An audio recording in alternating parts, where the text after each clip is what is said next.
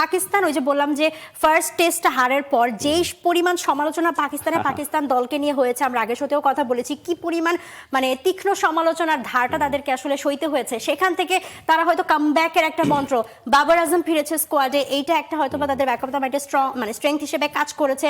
এবং সেই সাথে শুরুর দিকেই বাংলাদেশকে চেপে ধরা, উইকেট নেওয়া, মিডল অর্ডারে আমরা আগের টেস্টে যেটা দেখেছি বাংলাদেশ দাঁড়াতে পেরেছে। আজকে কিন্তু পাকিস্তানের বোলাররা স্পেশালি আমরা দেখেছি দুই পেসার যেইভাবে বাংলাদেশের ব্যাটিং লাইন আপটাকে আসলে ধসিয়ে দিয়েছেন।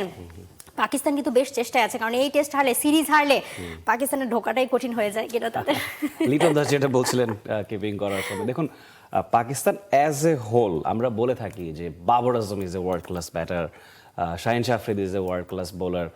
ওভারঅল অন্য যারা আছেন প্রত্যেকের ব্যাপারে, রিজওয়ান বলুন, ইমামুল হক বলুন, ডেফিনেটলি তারা ক্লাসি প্লেয়ার, সে ব্যাপারে কোনো ডাউট নাই। কিন্তু আমাদের প্লেয়াররা কি কোনো অংশে কম ওয়ার্ল্ড ক্লাস? মুশফিকুর রহিমের পারফরমেন্স আপনি ক্যারিয়ারের প্রথম ভাগ বাদ দিন, আপনি 2015-16 পর থেকে মুশফিকুর রহিমের যে চেঞ্জ, মানে average, he is averaging 50+ all the way. তারপরে তাসকিন বলুন, নাহিদ রানা বলুন, বোলিং আমাদের অনেক স্ট্রং। মুমিনুল হক টেস্টের একটা কি বলবো প্রপার এক্সাম্পল হয়ে দাঁড়িয়েছেন, এপিডমি হয়ে দাঁড়িয়েছেন। অ্যাট এনি ডে বাংলাদেশের টিমটাও ইকুয়ালি ওয়ার্ল্ড ক্লাস, সেটা জানান বাংলাদেশ দিয়েছে। এবং আপনি বলছিলেন পাকিস্তানের সমালোচনা হচ্ছে, এই একটা পার্টিকুলার টেস্ট তো না, বাংলাদেশের বিপক্ষে 3 ব্যাক-টু-ব্যাক লস। আসলে পাকিস্তানেও হেরেছে, বাংলাদেশেও হারছে। বাংলাদেশে কখনোই পাকিস্তান এর আগে হারেনি, সেই জায়গায় এখন সিরিজ হারেরও একটা শঙ্কা হচ্ছে।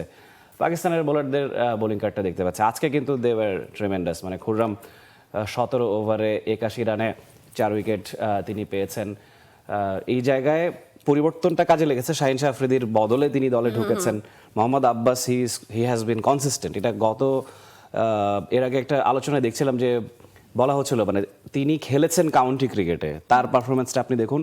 আর সবে পিএসএল খেলে আসা শাহিন আফ্রিদির পারফরমেন্স আপনি দেখুন। টি20 খেলে এসে আপনি কখনোই টেস্টের এত বড় আঙ্গিনায় আপনার সেটা দিতে পারবেন না, মানে it doesn't work like this. আসলে বাবর আজমের ক্ষেত্রেও কিন্তু সেটা আসলে হতে পারে, কারণ বাবর আজম দেখেন লাস্ট পিএসএল এ সর্বোচ্চ রান গেটার ছিল, 2 সেঞ্চুরি ছিল, সবকিছু মিলে ভালো সময় গিয়েছে। কিন্তু আসলে টেস্টে এখন সেটা কতটা মানে করতে পারবে, যেমন মুশফিক যেটা আসলে বলছিল যে বাবর আজমের জন্য আলাদা প্ল্যান বাংলাদেশের আছে। সো দেখা যাক আসলে কি হয়। For more updates, subscribe to our YouTube channel and click on the bell icon. Follow us on Facebook and Instagram.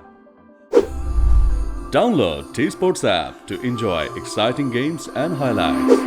Visit tsports.com.